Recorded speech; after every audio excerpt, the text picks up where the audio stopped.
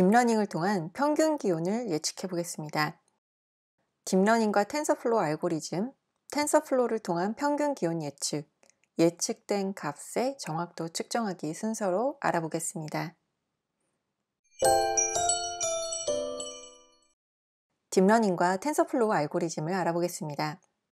딥러닝은 인간의 뇌 신경회로를 모방한 신경회로망을 다층적으로 구성한 것입니다. 컴퓨터가 다양한 데이터를 통해 마치 사람처럼 생각하고 배울 수 있도록 하는 기술입니다. 딥러닝은 인공지능과 머신러닝에 속하는 기술이기도 합니다. 텐서플로우는 머신러닝 모델을 개발하고 학습시키는 데 도움이 되는 핵심 오픈소스 라이브러리입니다. 2015년에 오픈소스로 공개된 구글 브레인 팀의 두 번째 머신러닝 시스템입니다. 텐서플로우는 머신러닝을 위한 엔드-투-엔드 오픈소스 플랫폼이고요.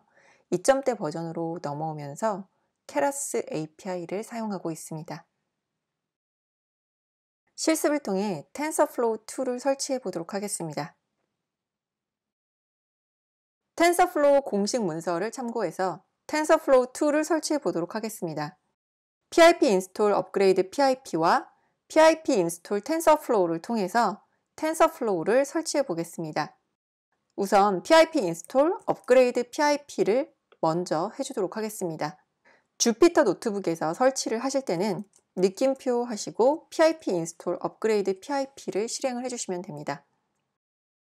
네, 업그레이드 pip가 실행이 되었고요. 다음으로 텐서플로우를 설치해 보도록 하겠습니다. 느낌표하고 명령어를 입력을 해주시게 되면 텐서플로우가 설치되게 됩니다. 텐서플로우가 성공적으로 설치가 되었는데요. 그럼 텐서플로우를 불러와 보도록 하겠습니다. import tensorflow as tf로 텐서플로우를 불러왔는데요. 그러면 텐서플로우가 제대로 로드되었는지 확인해 보기 위해서는 텐서플로우의 문서를 확인해 보는 방법이 있을 것 같습니다. tf하고 물음표하고 실행을 해주게 되면 텐서플로우의 공식 문서를 출력하게 됩니다.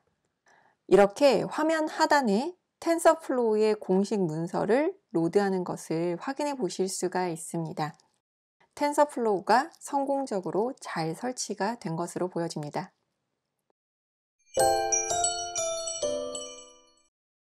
텐서플로우를 통한 평균 기온을 예측해 보도록 할 텐데요.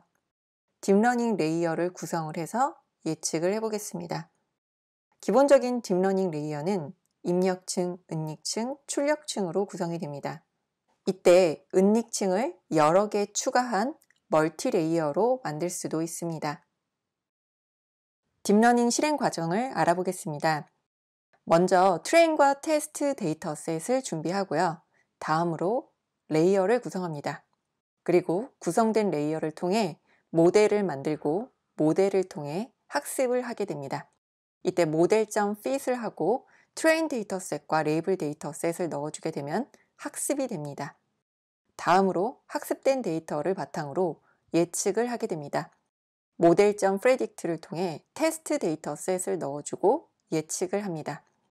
그리고 예측이 되었다면 잘 예측이 되었는지 평가를 위해 model.evaluate를 통해 모델을 평가하게 됩니다.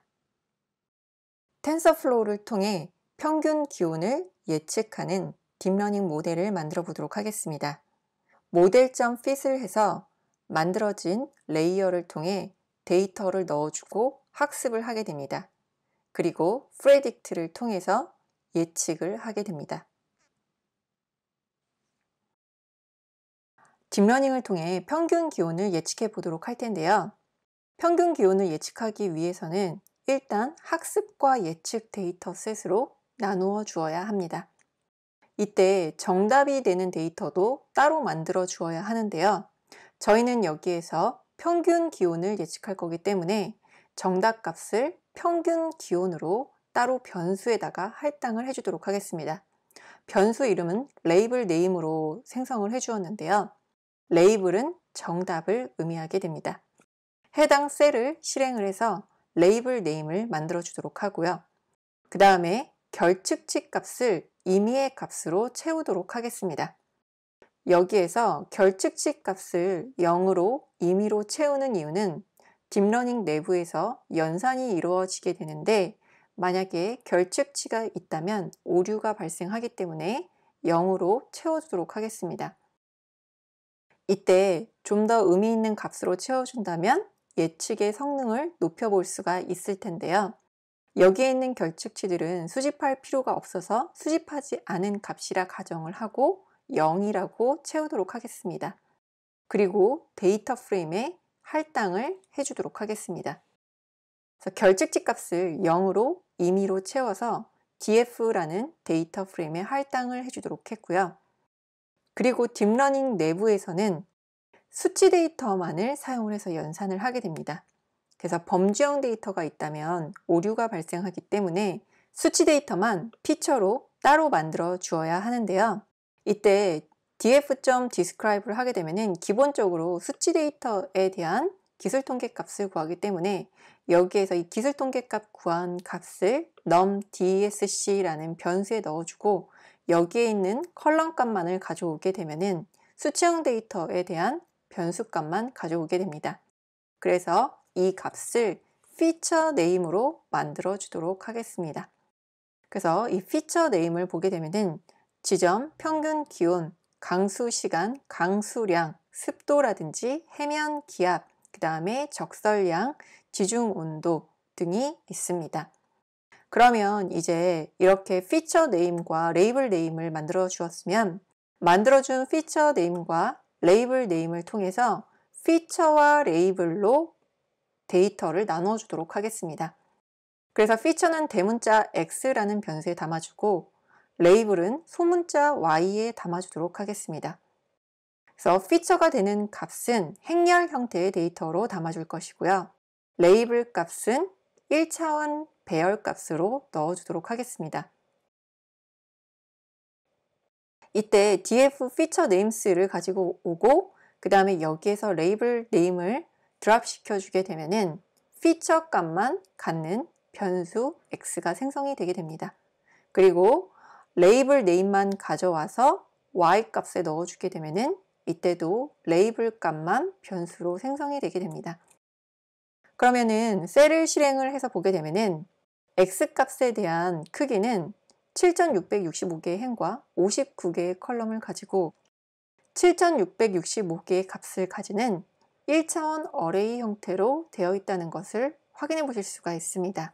그럼 이렇게 만들어준 x와 y 변수를 사용을 해서 트레인 테스트 세트로 나눠주고 레이블 값 역시 트레인 테스트로 나눠주도록 할 텐데요.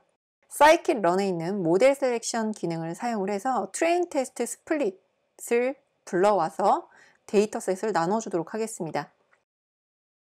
여기에서 x와 y 변수를 넣어주고요. 그 다음에 테스트 사이즈는 0.33으로 33%가 테스트 데이터 셋으로 구성이 되도록 하겠습니다. 그리고 랜덤 스테이트를 41로 지정을 했는데요. 이 랜덤 스테이트를 지정하는 이유는 항상 데이터 셋을 나눌 때 같은 값으로 나누어 달라라는 의미로 랜덤 스테이트를 고정을 시켰습니다. 그래서 x 언더바 train, y 언더바 test, y 언더바 train, y 언더바 test로 셀을 실행시켜서 데이터셋을 나눠주도록 하겠습니다. 이렇게 데이터셋 준비가 다 되었다면 이제 TensorFlow 라이브러리를 로드해 오도록 하겠습니다. TensorFlow를 tf라는 별칭으로 로드를 하고요. 그 다음에 TensorFlow에서 Keras를 로드하겠습니다. 그리고 TensorFlow Keras에 레이어도 임포트 해오도록 하겠습니다. 그리고 TensorFlow의 버전도 함께 확인을 해보도록 하겠습니다. 지금 실습에서는 2.3.1 버전의 TensorFlow를 사용하고 있습니다. 이제 TensorFlow의 레이어를 구성을 해서 평균 기온을 예측을 해주도록 할 텐데요. 이때 TensorFlow의 Sequential을 사용해서 레이어를 구성해 주게 됩니다. 맨 위에 있는 레이어는 입력 레이어, 가장 아래에 있는 레이어는 출력 레이어가 되게 됩니다. 입력 레이어 같은 경우에는 액티베이션 펑션을 스위시로 구성을 해주고요. 그 다음에 중간에 있는 히든 레이어도 액티베이션 펑션을 스위시로 구성해 주도록 하겠습니다. 그리고 여기에 있는 노드의 개수는 64개, 128개로 지정을 하겠습니다. 그리고 드롭아웃을 0.2로 지정을 해서 20%의 노드는 드롭아웃 시키는 것으로 하겠습니다. 그리고 출력 레이어는 한 개의 노드로 반환을 받도록 하겠습니다. 그리고 옵티마이저는 RMS 프롭을 사용하고요. 그 다음에 로스 펑션은 MSE, 옵티마이저는 위에서 RMS 프롭으로 지정을 해주었고요. 그 다음에 매트릭은 평가 항목인데요. MA와 MSE로 지정을 해주도록 했습니다. 그리고 모델.fit을 통해서 학습을 하도록 하겠습니다. 네, 모델.fit을 통해서 이렇게 5번의 에폭을 돌면서 학습이 끝났고요.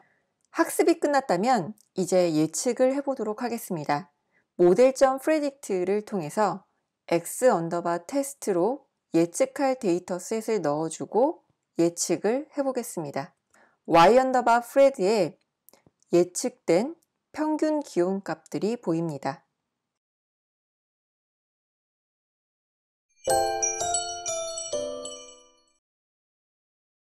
모델로 값을 예측했다면 예측된 값의 정확도를 측정해 볼 수 있을 텐데요.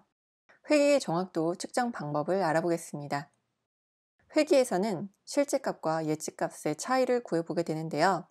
MA는 mean absolute error로 평균 절대 오차입니다. MSE는 mean square error로 평균 제곱 오차입니다. RMSE는 root mean square error로 평균 제곱근 오차입니다. MA는 mean absolute error로 평균 절대 오차입니다. 실제값과 예측값의 차이에 대한 절대값 평균을 구하게 됩니다. MSE는 mean square error로 평균 제곱 오차입니다.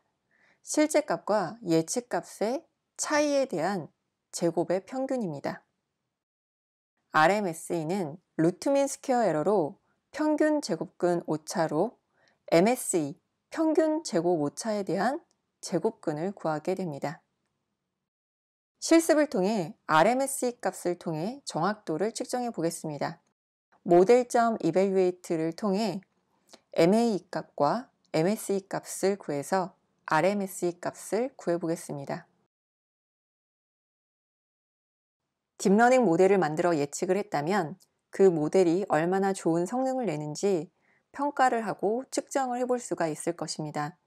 여기에서는 모델.evaluate를 통해서 테스트 데이터셋과 테스트 데이터셋의 정답을 넣어주고 evaluate를 해보도록 하겠습니다.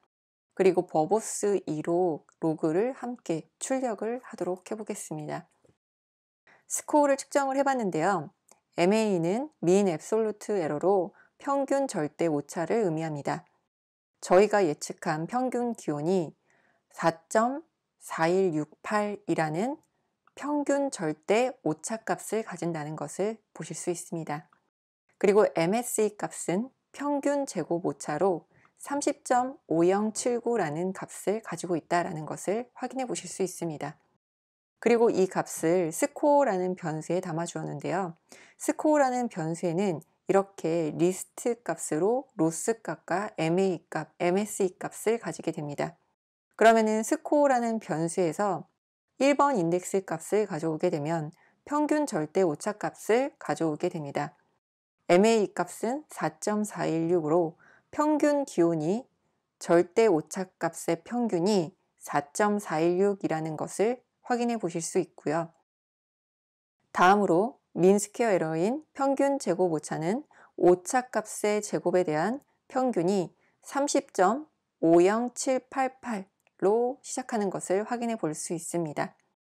그럼 평균 제곱근 오차는 MSE 값의 스퀘어 루트를 통해서 제곱근을 취해주게 되는데요. 셀을 실행을 해서 RMSE 값을 구해보도록 하겠습니다. RMSE 값을 구했더니 5.5233으로 시작하는 값을 구한 것을 확인해 보실 수 있습니다. 그래서 MSE 값 같은 경우에는 에러의 스케일을 취해주기 때문에 에러 값에 대한 스케일이 조금 커지게 되는데요. 여기에서 루트를 취해주게 되면은 이렇게 커진 스케일을 다시 MAE 평균 절대 오차와 약간 비슷하게 되었다는 것을 확인해 보실 수 있습니다. 여기까지 우리가 예측한 모델의 성능을 측정해 보았는데요. 여기에서 이 오차값은 작을수록 모델이 잘 예측을 했다라고 볼 수가 있을 것입니다. 그래서 저희가 실습에서 만든 딥러닝 레이어를 변경을 해서 이 모델이 조금 더 좋은 성능을 낼 수 있도록 개선을 해보시면 좋을 것 같습니다. 자, 그럼 오늘 배운 내용을 정리해 보도록 할까요? 딥러닝은 인간의 뇌신경회로를 모방한 신경회로망을 다층적으로 구성합니다. 컴퓨터가 다양한 데이터를 통해 마치 사람처럼 생각하고 배울 수 있도록 하는 기술입니다. 텐서플로우는 ML 모델을 개발하고 학습시키는데 도움이 되는 핵심 오픈소스 라이브러리입니다. 2015년에 오픈소스로 공개된 구글 브레인 팀의 두 번째 머신러닝 시스템입니다. 회귀의 정확도 측정 방법으로는 MAE, MSE, RMSE와 같은 방법이 있는데요. MAE는 mean absolute error로 평균 절대 오차를 구합니다. MSE는 mean square error로 평균 제곱 오차를 구합니다. RMSE는 루트 민 스퀘어 에러로 평균 제곱근 오차를 구하게 됩니다. 이것으로 강의를 모두 마치도록 하겠습니다. 수고 많으셨습니다.